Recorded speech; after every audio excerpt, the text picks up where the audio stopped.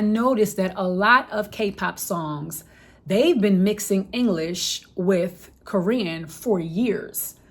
And you just started to hear kind of sort of with Megan Thee Stallion doing a song with an artist from Japan, Mamushi, I think it is, right?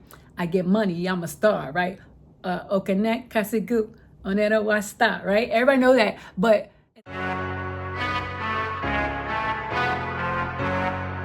I'm Phoenix Novell, and I'm a singer, songwriter, rapper, producer, entrepreneur. No question, no lies, I'm a boss bitch. And I got, I'ma grind till my heart quits. Is she hungry for the money? Is she all in? Is she no slave? And she gonna win. Big bands to the side, ain't no losses. Stack bands, no ties, except for my kid. Only thing that's on her mind is to be rich. And she no slave, and she gonna win. No sleep, no sleep. What's up, y'all? It's your girl, Phoenix Novell, and thank you for tuning into another episode of Musicians on Gigs. Now, this episode is called What It's Like Singing in Multiple Languages. I've always been the kind of artist who enjoyed learning new languages. I love to be able to increase my repertoire. And as a touring musician who predominantly performs cover songs, I found that I was much more attractive for getting gig opportunities when my repertoire just didn't consist of only American or English songs. So many different people who come in and they have song requests for you, and the last thing you want to do is say, we can't do it, but I'm sure you can go ask the DJ, or I'm so sorry, I don't know that. It's just a whole untapped market that a lot of bands kind of, you shoot yourself in the foot if you're not prepared to please the audience. Well, something that somebody can do. And for me, one of the biggest things that I saw as well is there are a lot of Filipino bands. A lot of them can sing their asses off, but one thing I noticed about majority of them is that their list of songs is usually quadruple my list. They will sing in damn near every language, and it's well. So I said to myself, well, damn, if I can at least be able to do one or two different languages, then I would feel like I'm prepared to be able to offer more to the client. So another thing that I've started to do is at a venue that I'm performing at now, we get to put on theme shows. And so I always look at where I am.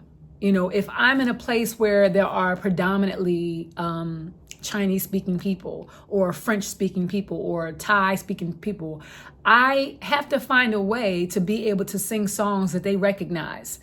Even though American music is usually worldwide, even though everybody will know Shape of You by Ed Sheeran, even though everybody will know Crazy in Love by Beyonce, when you mess around and sing a song like something from Blackpink, you know, who is like K-pop phenom group, or when you sing a song by, I think her name is Jessie, she's another K-pop artist, or where you sing a classic song by Teresa Tan, who is Chinese royalty when it comes to the world of singers.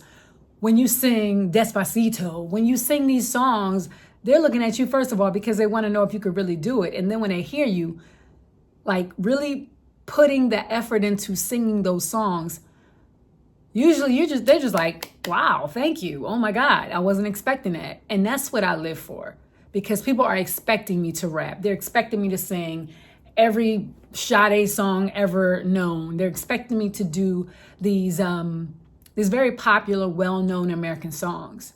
So I kind of blew myself away because I had this idea to do a K-pop theme party. I had never ever in my life sing in Korean. I've been asked forever, and it took me forever to learn to sing in Chinese, Mandarin. But I was like, I want to do it because I noticed that a lot of K-pop songs, they've been mixing English with Korean for years. And you just started to hear kind of sort of with Megan Thee Stallion doing a song with an artist from Japan, Mamushi, I think it is, right? I get money, I'm a star, right? Okane kasigu onera wasta, right? Everybody know that. But and then you hear Despacito, Justin Bieber doing Despacito version and Beyonce doing Mi Gente version. So, but for a long time, it was something that they did in K-pop where I was just like, oh, dag, yeah. Well, why can't I learn those songs where I take the time to learn 2 or 3 or 4 Korean lines and the rest in English? And I did that. And it was like not easy at all. But I patted myself on the back because I noticed when I start doing those songs, after we did the K-pop show, I started to use some of those songs in my regular repertoire. And I noticed that more of the audience was bopping along. They was like, okay, because they know that music. And I'm like, all right, I want to be able to get them to vibe with me as much as I can. So if I got 10 songs in one set that they don't know, that's not going to help me keep them around. But if I do at least 2 or 3 Korean/American English songs that they recognize, I know that they're going to be like, oh man, what else you know? What else are they going to do? And that's what I want. I want to constantly find a way to elevate. And that's the reason why I'm constantly looking for ways to expand my brand, to learn more. Even when I DJ, I call myself Miss International because I will play everything. Like I want to know where, especially depending on where I am. If this is the style, I want to play it. But if somebody did a cover of this in another language and you recognize that song, I want to match the two together. Like that's what Miss International was all about. Not only speaking different languages, but singing in different languages and DJing different genres. That's what we doing here. I was really, really pleased with myself so much that I'm going to share with you one of these K-pop songs. It's a big song. And it's called EXO. And it took me forever, y'all, because I just had that song on repeat in my head over and over and over again. And I was like, I am going to master this.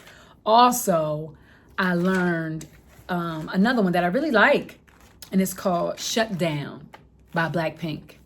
When we pull up, you know it's a shutdown. Campanelli go magic, go shut down. Whip, whip, whip, whip, whip it. Whip it, whip it, whip it, whip it. It's black and it's pink once the sun's down. I mean, anytime I play that, when I'm singing it, the crowd goes crazy. I'm loving it. And the vibe is amazing because even though I'm here in Hong Kong, which is predominantly Cantonese speaking, K-pop is global. So, and a lot of Chinese people, a lot of Hong Kong people, they love K-pop. They've loved K-pop for a long time. The song EXO. The beat is so dope. It's a dope ass groove. And where's the lyrics? Hold on one second. I'm trying to find it. What did I do with it? Oh yeah. It's a song about basically asking, can I kiss you? You know, can I be with you? And it's a song called EXO. I think the group is called Xfin or Syphon. It's a weird spell name, but they are cute. And it's a dope ass vibe. But this is how Korean sounds. Oche nomen just so when hurt yak mar, hedu da that just so with some mod, hore yak mod.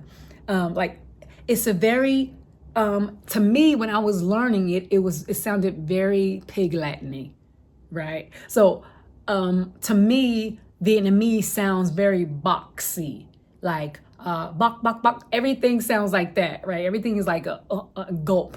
For every language, I always think of what it reminds me of. And Korean, 안녕하세요, it's not as choppy and harsh to me, in my opinion, as Mandarin is, as Chinese sounds. And Cantonese sounds a little bit lighter than Mandarin, but Korean, I think I like it a lot because it has a swag to it, it has a sway to it, and it's almost as it has a smoothness that reminds me kind of the French language. Not as smooth in any way, but I like it.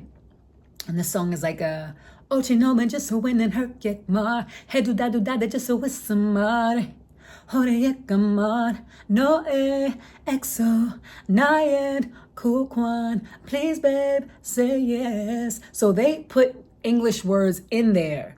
Oh, it named J. I wanna come in Oshke. Please say my name. No hygienic karaoke. So just say, oh babe, the room's you get it down and I sway. Yeah. Mine as hell, yeah. The room's you when you win a shing it, yeah. XO, XO, kiss me. Don't say no. See? So it was like, I was like, okay, every few lines, there's just a straight up English line. And I'm like, well, if they can do it, why can't I do it? So Korean has become my new project to undertake so that I get more comfortable singing it, because now that K-pop is kind of like eased this way into America and people are starting to recognize those their songs, Blackpink especially, then I feel like a lot of music is starting to merge. We're starting to not be afraid to expand, our music likes. I know a lot of Americans who like K-pop, who like Asian style music. And so I'm starting to get that vibe too. And I'm loving the fact that as a traveling singer, I get to increase my repertoire, not only with singing more of the songs they recognize, but also learning the language, because now I realize how they are incorporating English more than we are, and our songs are incorporating foreign languages. So once again, that's why I think it's important to, especially for musicians, to increase their repertoire, not just learn more songs, but learn more international songs, because it makes you more attractive to potential clients.